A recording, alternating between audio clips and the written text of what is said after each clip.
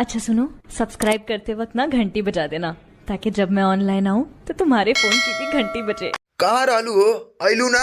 अरे कल सरस्वती पूजा है, जाए के बाद दूसरा गांव में पूजा करे। अपन गांव छोड़ के ते दूसरा गांव में पूजा करे काहे जइबे? लागत तोरा घरी तेसवा लाइन दे के चालू कइले बा।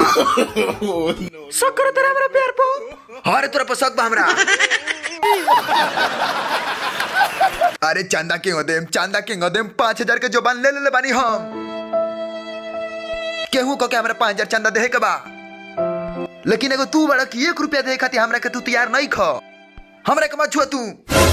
रे हर साल चंदा ना दियला रे बुढ़वा, ते बीच में कहां उतर रे? ज्यादा चिल्ले तो हेजी दाब दे।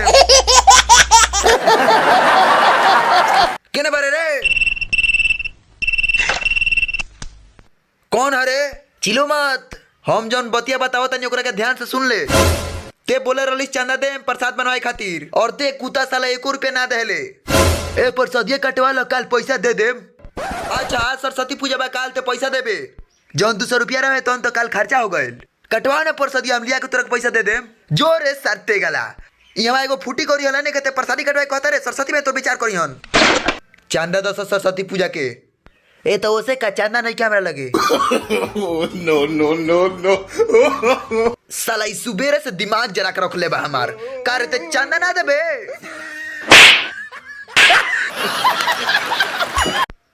हे भाई लोग, वीडियो पसंद है तो वीडियो को लाइक शेयर कर दिया लो। और हाँ भाई, चैनल को सब्सक्राइब करे खातिर मत भूलिए। कैसे ऐसा मजेदार फनी वीडियो तार लोग के आगे देखे के मिली तो सब्सक्राइब जरूर करिए लो भाई लोग।